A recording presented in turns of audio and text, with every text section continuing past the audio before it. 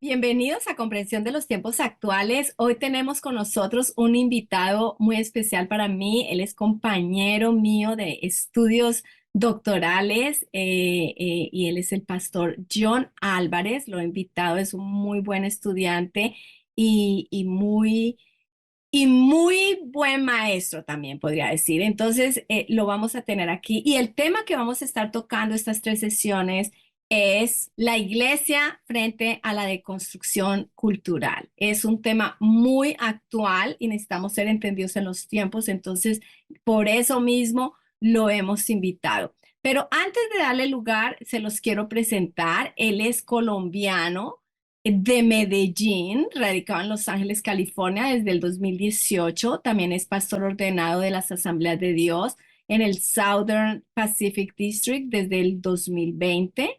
También fue ordenado como pastor en la Iglesia Cristiana Cuadrangular de Colombia en el 2004 y se graduó como antropólogo en la Universidad de Antioquia en su ciudad natal, Medellín, Colombia. También obtuvo una maestría en artes pastorales de Azusa Pacific University en el 2002 y actualmente está terminando su tesis doctoral en Azusa Pacific. Conmigo nos vamos a graduar al tiempo si Dios nos lo permite. También se casó en el 2009 con su querida esposa Margarita Rosa Torres y son bendecidos con 3 hijos: Daniel Esteban, Mía Valentina y John Emanuel. Es autor de los libros Síndromes en la Familia y Cómo fracasar en el matrimonio. Para el que le interese, a este estará muy bueno. Además de varios manuales formativos en liderazgo y consejería pastoral. Ha compartido sus conocimientos en diversas instituciones, incluyendo el Instituto Bíblico Cuadrangular en Medellín, Envigado y Cúcuta, en Colombia, en Lavi College, en LATS, Latin American Theological Seminary y Alberto Motesi University. Además, ha viajado por diferentes países de Latinoamérica impartiendo conferencias sobre liderazgo, familia, matrimonio y restauración personal. Actualmente es el pastor principal en Templo Victoria de las Asambleas de Dios en el este de Los Ángeles, California, y también sirve como director del programa hispano de LAVI College. Es también profesor de comprensión de los tiempos actuales. Pastor John, te damos la bienvenida. Gracias por aceptar la invitación y aquí la clase es tuya. Bueno, bendiciones a todos. Muy buenos días. Para mí es un motivo de alegría poder estar en este espacio, que lo considero bien, bien importante. ¿Ok? En función entonces de ser prácticos y comenzar, me gustaría que podamos orar. ¿Sí? Vamos a dirigirnos a Papá Dios. Señor, muchas gracias por tu misericordia, por tu bondad. Gracias, Señor, porque estás con nosotros. Yo te pido que en este espacio que estamos iniciando a sostener, nos acompañes y nos permitas no solo aprender, sino eh, aplicar lo que sea necesario en nuestra vida. Te lo pido en el nombre de Jesús, buen Dios. Amén.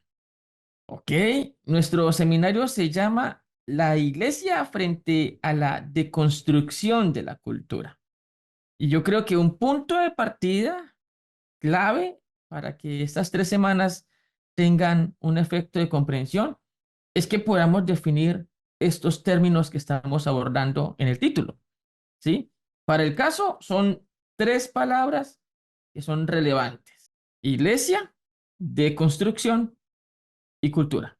Habría que conversar sobre cada uno de estos conceptos: iglesia, deconstrucción y cultura. Así que, pues, comencemos a definir estas concepciones. Comencemos con iglesia. Yo sé que fácilmente se puede identificar iglesia bajo la referencia de templo. También pienso que a este punto muchas personas han logrado separar el concepto. Templo es una cosa, iglesia es otra. En eso me encontré con un autor bien interesante, Francisco Lacueva, que hace un aporte todavía bien llamativo. Él diferencia entre iglesia con I mayúscula e iglesia con I minúscula. Iglesia con I mayúscula para él es un concepto diferente a iglesia con I minúscula. Ninguno de los dos conceptos refiere a templo. No. Para él, iglesia con I mayúscula obedece a una realidad trascendente y misteriosa. Algo solo conocido o entendido por Dios. Sería algo así como iglesia como ente. O sea, es una entidad, tiene vida. Dice Harrison, un autor, el autor del diccionario de teología, la iglesia no es una institución, sino una entidad sobrenatural que está en proceso de crecer hacia el mundo venidero. La iglesia con I mayúscula es todo el cuerpo de Cristo en todo el mundo. En todas partes donde haya un creyente, allí está la iglesia con I mayúscula, la iglesia como entidad. Esa iglesia que es difícil de definir y que es difícil de entender cómo se estructura, porque esa iglesia con I mayúscula está compuesta por una diversidad de pensamientos, por una diversidad de concepciones, pero es iglesia, es el cuerpo de Cristo. No podemos pensar que solo pentecostales somos iglesia. No se puede pensar que solo metodistas o solo bautistas son iglesia. No, hay todo un conjunto que conforma esa iglesia y que la hace una entidad vital, una entidad dinámica, una entidad que se sostiene en el tiempo. La iglesia con I mayúscula suele unirse en la adversidad. Testimonio de ello lo encontramos con autores como Richard Wurmbrand, cuando en su libro Torturado por Cristo nos comparte las experiencias que se vivía en en ese territorio comunista, esa cortina de hierro. Y estos testimonios nos hacen entender que la iglesia, aunque tenga pensamientos diferentes, ahí está. Ahora, yendo a al otro concepto, iglesia con I minúscula, se refiere a una comunidad local, concreta y visible. Esa es la iglesia con I minúscula. Es decir, mi congregación, el lugar en donde yo estoy creciendo, o más que el lugar, más bien la comunidad de hermanos en fe con los que yo estoy interactuando y se está dando mi proceso de avance espiritual. Entonces, esa iglesia con I minúscula refiere a ese grupo pequeño o grande, pero sigue siendo una iglesia local en donde tengo la oportunidad de avanzar como creyente. Tanto la iglesia con I minúscula como la iglesia con I mayúscula conforman un concepto básico, congregación. Aun cuando la iglesia tiene carácter de ente o de una entidad, se refleja o se le puede ver desde la reunión local que individuos organizan alrededor de un criterio unificador, la unidad en Cristo. Entonces, para que lleguemos a un punto claro, iglesia es ese grupo de personas que comparten la unidad en Cristo. Y ese grupo de personas está en el este de Los Ángeles, está en Colombia, está en la Patagonia, está en China, está en cualquier rincón del mundo. Iglesia, somos todos los que hemos decidido creer en Cristo. Pero siendo un grupo tan grande, un grupo tan diverso en pensamiento, se hace necesario entender que la iglesia, a pesar de que se sostiene en el tiempo, continuamente está experimentando cambios, continuamente está experimentando crisis, victorias, por supuesto, también, pero está vivenciando escenarios que necesita o necesitamos en lo posible entender, ¿sí? Hasta aquí entonces tenemos el concepto de iglesia. Y ese concepto de iglesia nos tiene que llevar a entender el siguiente concepto, que es la deconstrucción. Para mí, esta podría ser la palabra más extraña del título. Deconstrucción. ¿Qué es eso? Cuando yo me encontré por primera vez con esta palabra, pensaba que era similar a reconstrucción, pero no. En el top 5 de las palabras preferidas en el posmodernismo, yo podría incluir el concepto de construcción. Y resulta que esta palabra, que luego ha sido relativamente de forma reciente desarrollada, implica cosas que tienen mucho que ver con lo que está pasando con la iglesia. De construcción es el resultado de construir. Y el verbo de construir alude a desmontar a través de un análisis intelectual una cierta estructura conceptual. Eso, en términos coloquiales, ¿qué quiere decir? Deconstruir significa tomar un concepto, hombre, mujer, cultura, sociedad, iglesia, dudar de su definición. No vamos a definir hombre como persona del sexo masculino. Vamos a intentar analizar qué implica ser hombre y entonces desmontar todo su significado y volver a construir un significado que lo más probable es que va a ser diferente, va a cambiar respecto al significado original. De construir es una práctica que en un principio surgió como el resultado de una reflexión filosófica.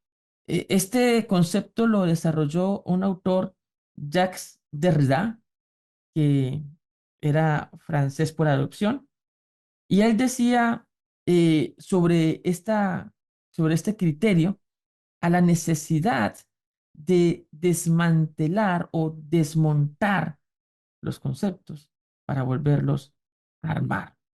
Agustina Miranda, analizando la posición de Derrida, decía, podemos entender la deconstrucción como el desmontaje de un concepto o de una construcción intelectual, mostrando así las contradicciones y ambigüedades que lo constituyen. La deconstrucción no es ni un método, ni un análisis, ni una crítica. No es método porque no se reduce a un conjunto de reglas y procedimientos para deconstruir. No es una cuestión analítica de deconstruir en el sentido de separar sus partes, sino de hacer un trabajo de ensamblaje para comprender qué hay detrás de todo eso. En mi forma personal de ver las cosas, creo que la deconstrucción surgió como la necesidad natural del hombre de cuestionarlo todo, pero al mismo tiempo se convirtió o se ha convertido en el arma principal de esta época, de este movimiento progresista para pretender cambiarlo todo. Tenemos que entender entonces qué implicaciones está representando esta palabra de construir en nuestro ambiente actual. Pero para entender ese ambiente, entonces vamos al tercer concepto, que es cultura. ¿Qué es cultura? Hay un autor que se llama Claude Lévi-Strauss, considerado por muchos como el padre del estructuralismo. Considera que cultura es todo lo que el ser humano construye y tiene que ver con su entorno específico. Esto en contraste con lo natural, que tiene que ver con lo instintivo y universal. Voy a poner un ejemplo.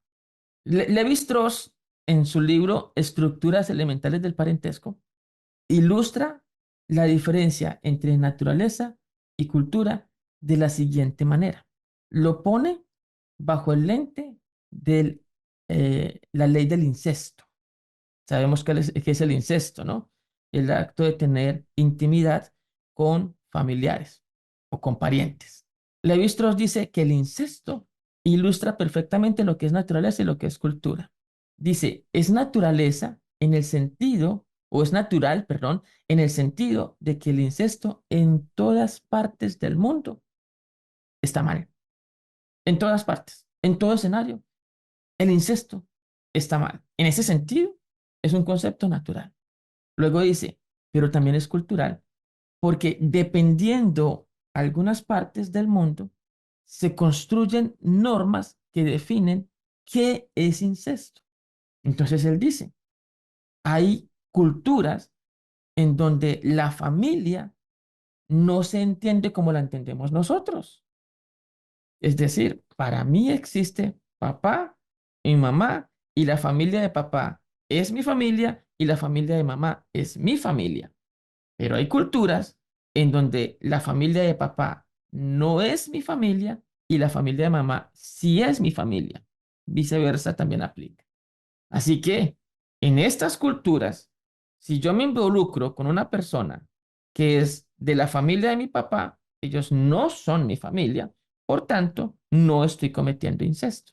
Pero para alguien del mundo occidental, eso es incesto. Allí está ilustrando Levi-Strauss lo que es naturaleza y lo que es cultura. Cultura es lo que nosotros definimos de forma específica, lo que construimos de forma específica. Y se contrasta con lo natural porque lo natural es universal. Es natural, por ejemplo, que el hombre tenga género masculino. Dios lo hizo así. Es natural que la mujer tenga género femenino. Dios la hizo así.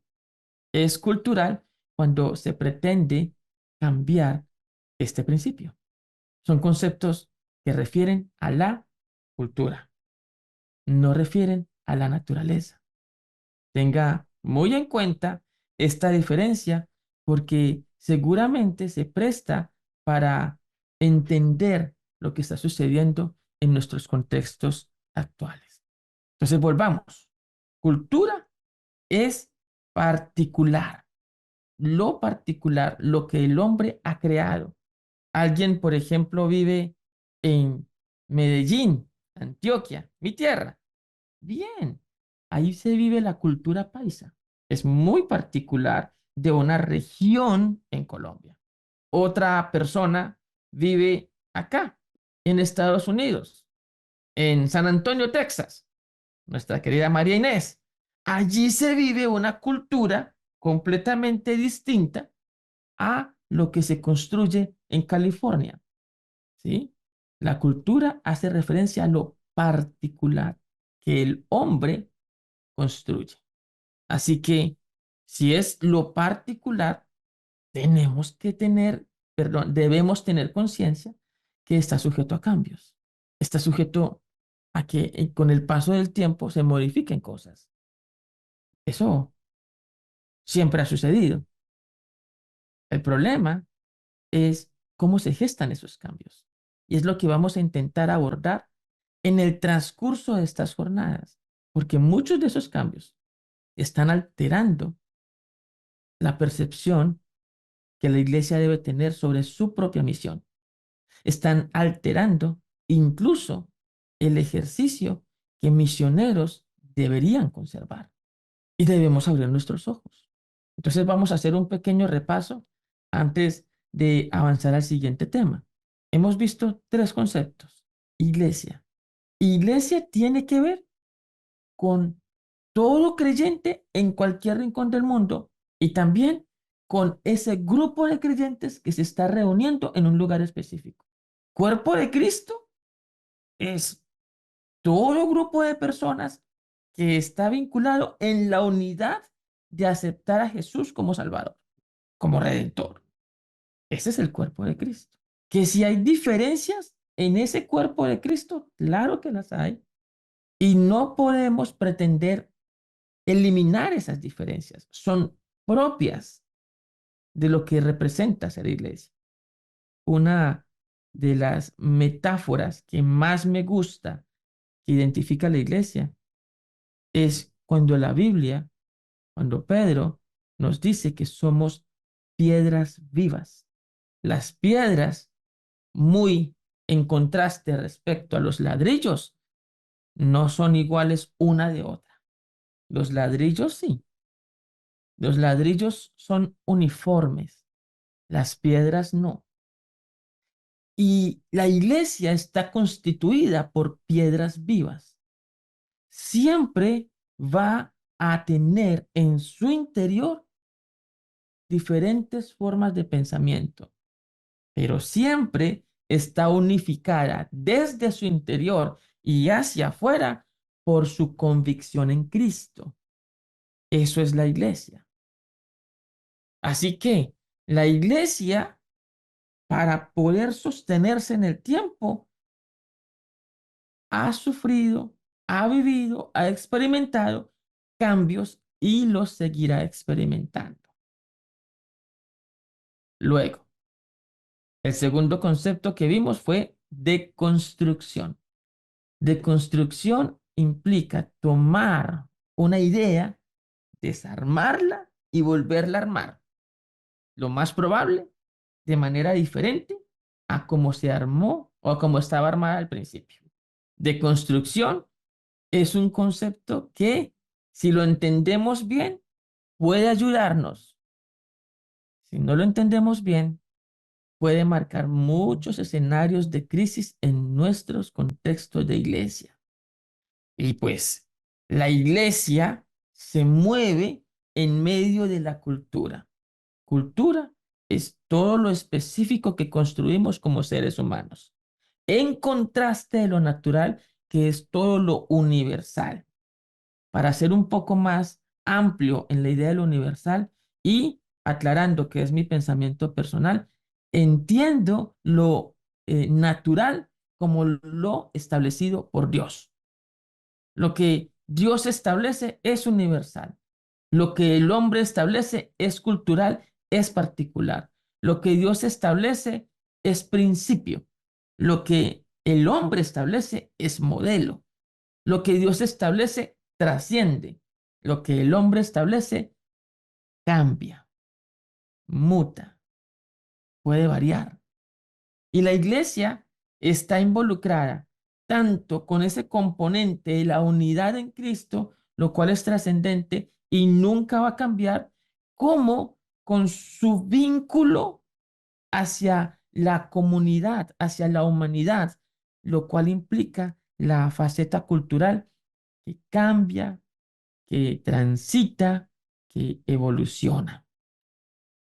Tenemos esos componentes, no los podemos negar. Antes que negarlo, mejor entenderlos. Y tras entenderlo, cada idea que estamos abordando aquí, entonces viene la parte de prepararnos para enfrentar lo que representan, lo que implican o lo que son. Hemos abordado los tres conceptos del título: Iglesia de Construcción Cultura. Ahora necesito hablarles de dos movimientos que son muy importantes para poder hablar de la deconstrucción de la cultura. Dos movimientos que tienen mucho que ver con lo que está sucediendo y con lo que va a implicar en la iglesia. Un movimiento se llama modernismo y el otro, posmodernismo.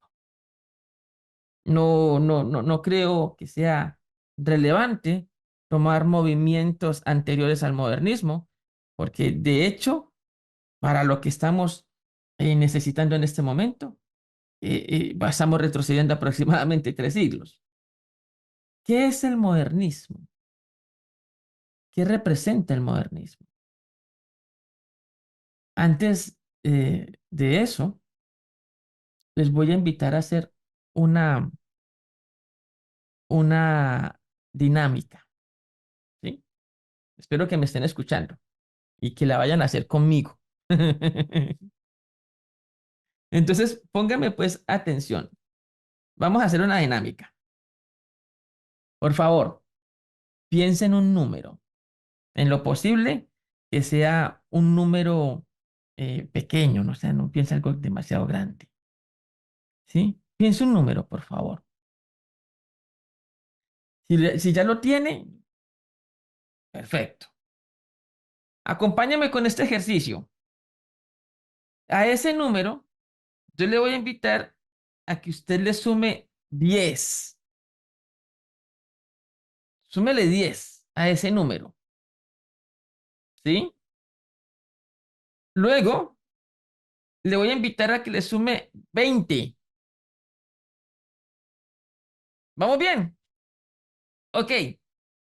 Vamos a sumarle otros 10 al número. Al resultado que tiene, súmele 10. ¿Sí? Ahora, lo siguiente que vamos a hacer es que, por favor, quítele el número que pensó. Ahora, por favor, réstele 20 al número que tiene. Ahora necesito que, por favor, le quite 14 al número que tiene. Ok, ahora réstele 2 al número que tiene. Debe tener un número allí, ¿no? Una clave para saber que hizo bien la cuenta es que el número es de un solo dígito. Si le dio un número de 2 dígitos, no lo hizo bien. Ahora, por favor, no diga el número. Con el número que le dio, piense un país que comience con la letra que corresponde. Si le dio uno, pues A, 2, B, 3, C, 4, D, ¿sí? 5, E. Piense un país. ¿Lo tiene? Con el número que le dio, súmele uno. Súmele uno y piense un animal que comience con la letra que corresponde con ese número. Ahora piense en el color de ese animal. Y si ya lo tiene, entonces ahora vamos a trabajar en las respuestas. ¿Qué le habrá dado? ¿Qué respuesta tendrán? Bueno, que en Dinamarca hay elefantes grises. ¿Cómo lo hizo? Dirán. Pues primero aclaremos que los elefantes no son grises, ¿no? Son cafecitos, no son grises. Bueno, tranquilos, les voy a dar el truco. No se preocupen. El truco es muy sencillo. Es más fácil de lo que usted cree. Si usted se acuerda del ejercicio, les dije, piensa un número. Ese número que usted pensó es el que yo no conozco. Pero comencé a hacerles un ejercicio de sumas y luego les pedí que quitaran el número que usted pensó, que fue el único número, la única variable que yo no conocía. Cuando yo quité la única variable que no conocía, entonces ustedes ya quedaron en el terreno en el que yo les podía llevar a donde yo quisiera. Y los llevé a que les diera 4, porque casi siempre, por tendencia natural, pensamos que en un país que comience por D es Dinamarca. Y que conste que existe Dubái, ¿no? Pero pensamos en Dinamarca. Y si pensamos en un animal por E, es fácil relacionar elefante y es fácil creer que es gris, ¿sí? Aunque no lo sea. Básicamente, en este ejercicio les quise mostrar que cuando se quita el número que usted piensa, usted queda a merced del movimiento hacia donde lo quieran llevar. Sí, sí, sí me estoy haciendo entender, espero que sí. Porque esto es lo que tiene que ver con lo que está sucediendo en el contraste en estos dos movimientos de modernismo y posmodernismo. Nos están quitando el número que pensamos. ¿Y cuál es la ilustración del número que pensamos? La Biblia. Ya vamos a llegar allá. Me estoy adelantando muchísimo, muchísimo. Pero vamos a llegar a este punto en el que la evolución entre modernismo a posmodernismo ha representado que la iglesia ceda el número que pensó. Y ahí es donde comienzan los problemas. Y ahí es donde se están gestando las dificultades. ¿Sí? Hemos trabajado tres conceptos: iglesia, deconstrucción y cultura. Ahorita vamos a empezar a abordar dos movimientos: modernismo y posmodernismo. Pero de estos cinco elementos que estoy involucrándole, de entrada le estoy diciendo hacia dónde vamos. Vamos a describir una crisis circunstancial, una crisis de tiempo que está haciendo o que está representando una gran dificultad en la iglesia, una gran dificultad en nuestro ejercicio misionero y en nuestra vocación misionológica. Tenemos 3 semanas para eso.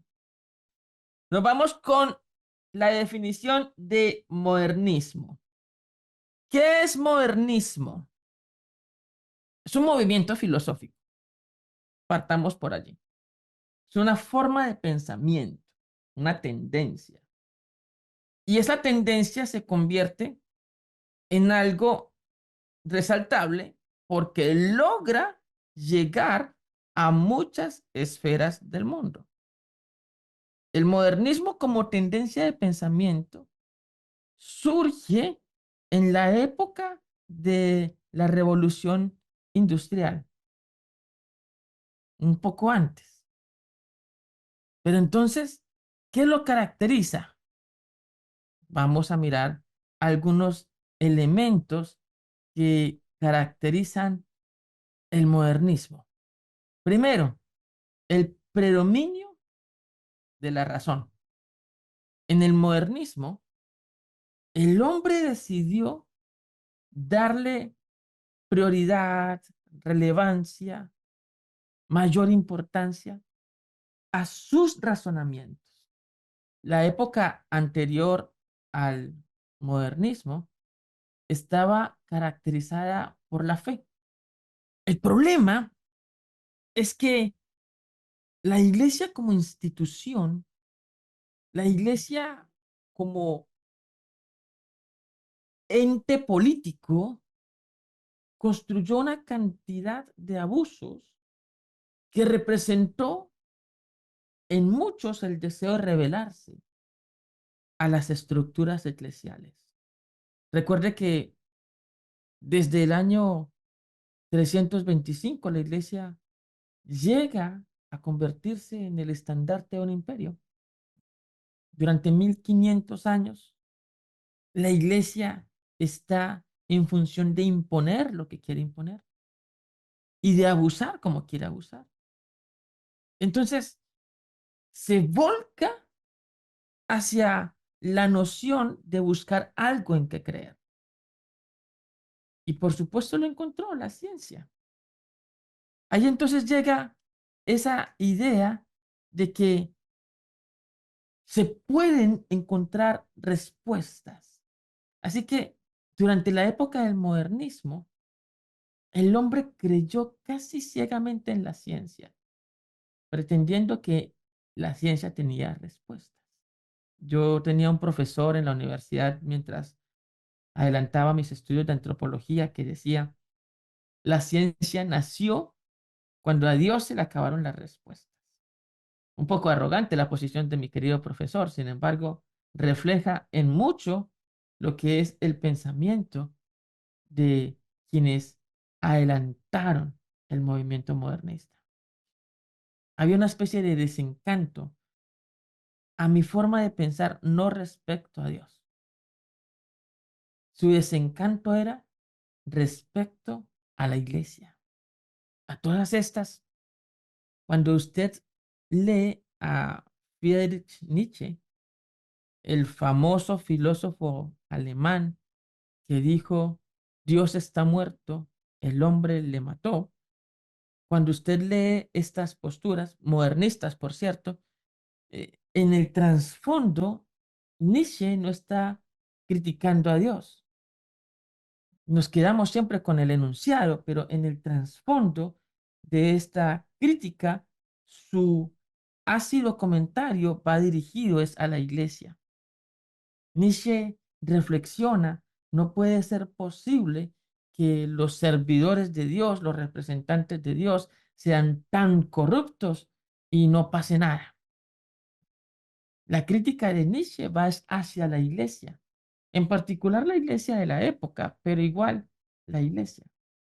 El modernismo es una lucha que se gestó en contra de esa iglesia que imponía su pensamiento, imponía su criterio, imponía su visión. Era la iglesia que decía la tierra es plana. Y aquel que se atreviera a contradecir esta afirmación se tendría que someter a la hoguera. Y en ese contexto nace el modernismo, buscando respuestas ya no en la iglesia, ahora queriendo encontrarlas en sus propias reflexiones, en sus propios métodos. El modernismo es una respuesta a la imposición de una estructura eclesial y al mismo tiempo representó el deseo del hombre de refugiarse en algo para encontrar respuestas a sus inquietudes. En eso, pues el modernismo también se caracterizó por el desarrollo del concepto que hoy todos conocemos. Primer mundo, segundo, primer mundo y tercer mundo. De hecho, no se habla del segundo mundo, es como si no lo hubiera. Solo está el primer mundo y el tercer mundo. El modernismo estableció el criterio de la supremacía étnica, el criterio de que hay razas superiores, hay comunidades superiores. El modernismo estableció la idea de que hay lugares en donde quien allí crece ha de estar por encima de quien crece en otros espacios. Eso viene del modernismo. Y estas características propias de ese modernismo representaron un desarrollo de lo que es Norteamérica y de lo que es Europa. A visión del modernismo, Asia, África, Latinoamérica eran tercer mundo. Todavía sobrevive esa concepción, todavía se habla de ello, pero se ha sometido a cuestionamiento. Ese es el modernismo, una respuesta desesperada a la imposición histórica que la Iglesia como órgano político construyó a través de los siglos. El modernismo, si se quiere, es una forma de reaccionar frente a la manera como el ser humano se comporta cuando tiene poder. Porque establezcamos algo. Muchos de los argumentos de ateos anteriores o presentes se basan en las incongruencias de la iglesia. ¿Qué dice un ateo o cómo argumenta un ateo que Dios no existe? Pues toma como ilustración las cruzadas, toma como ilustración eh, todo el escenario de persecución que propició la iglesia,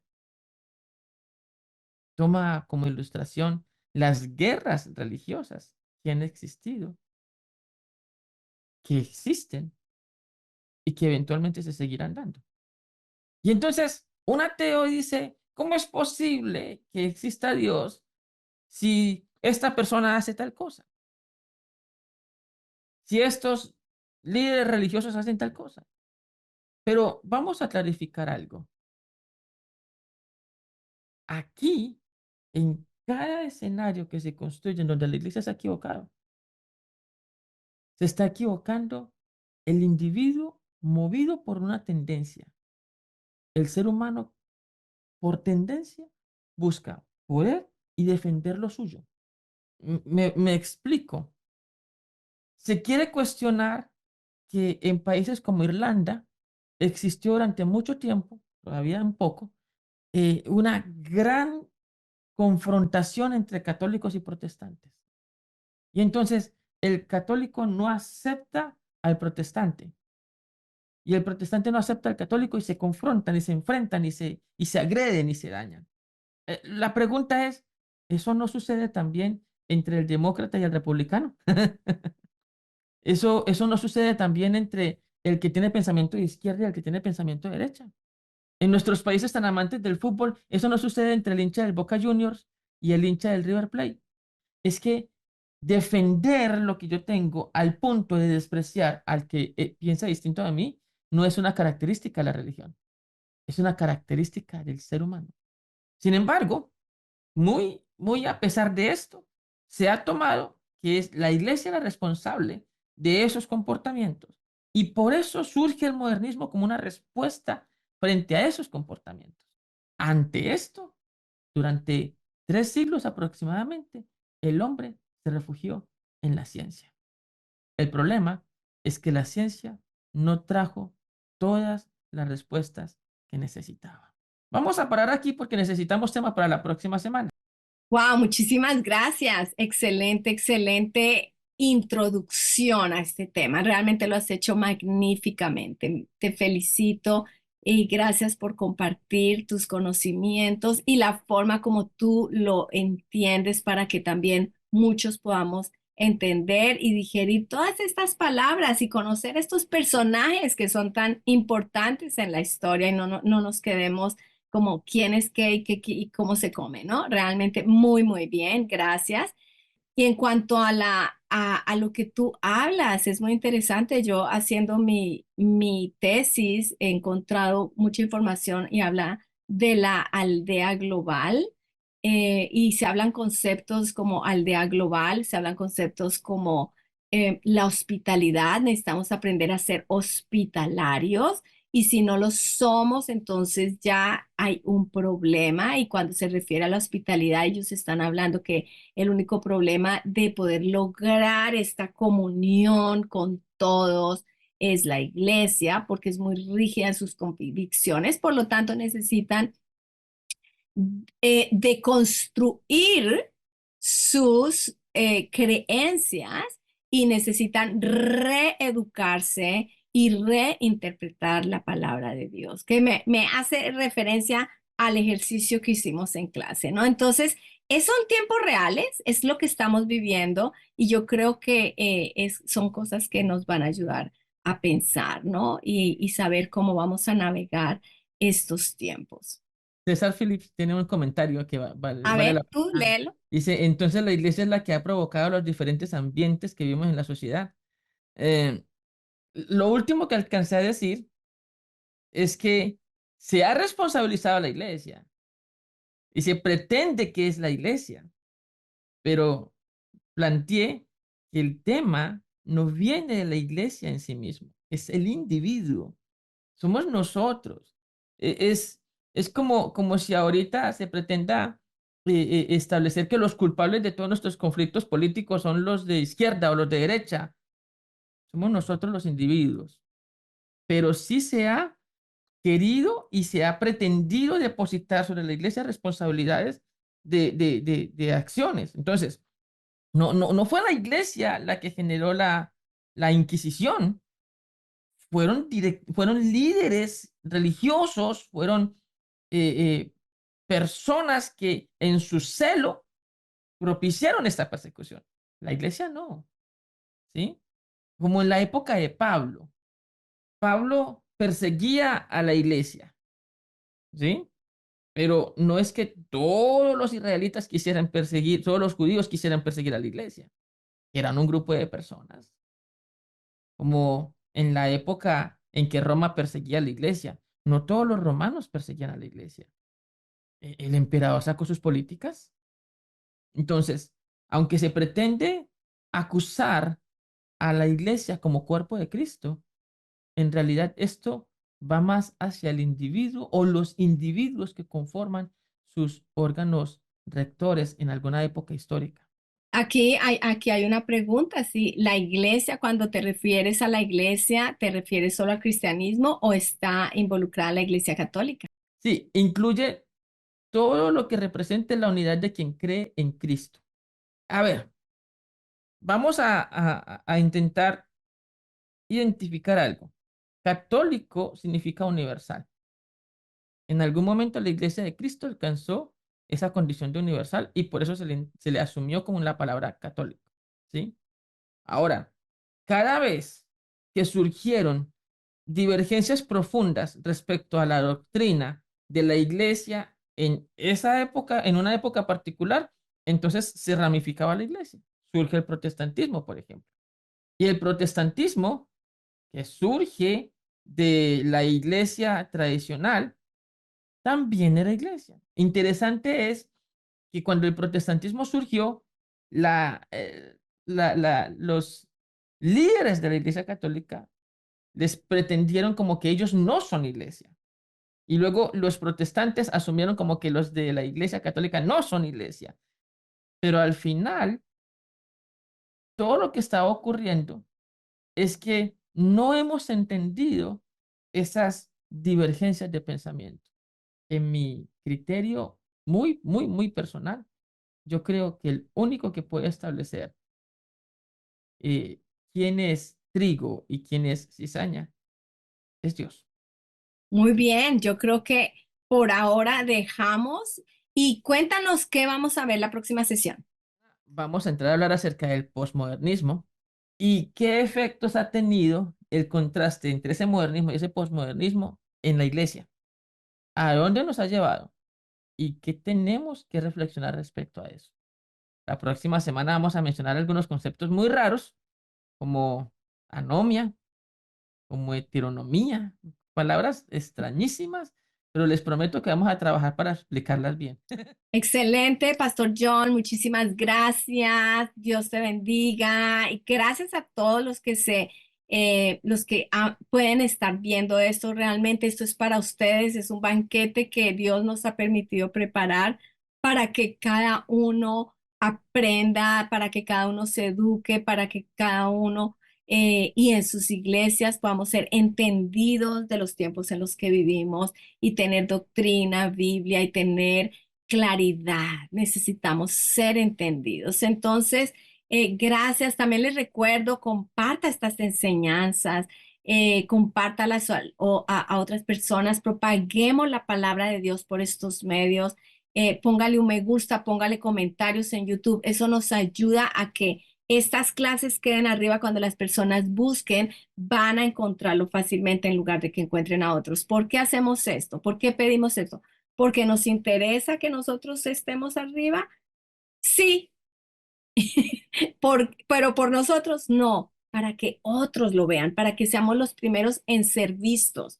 Y eso va a ayudar a que sigamos propagando palabra, educación, capacitación, sana doctrina. Entonces, el trabajo es de todos y los animamos a que sigamos adelante. Nos vemos la próxima sesión. Dios les bendiga.